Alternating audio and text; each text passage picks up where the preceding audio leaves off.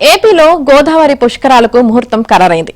2027 June 26 నుంచి July 7 వరకు మొత్తం 12 రోజుల పాటు పుష్కరాలను అత్యంత వైభవంగా నిర్వహించనున్నారు.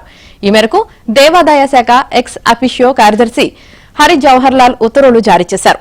ఈ తేదీల్లో పుష్కరాలు నిర్వహించాలని నిర్ణయిస్తూ టీటీడీ ఆస్థాన సిద్ధాంతి తంగిరాల వెంకటకృష్ణ పూర్ణప్రసాద్ దేవాదాయ శాఖ కమిషనర్ కు లేఖ ద్వారా తెలియజేశారు.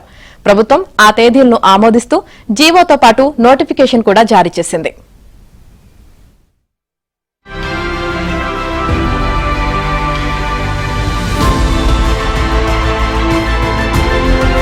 పుష్కరాలను అత్యంత వైభవంగా నిర్వహించనున్నారు.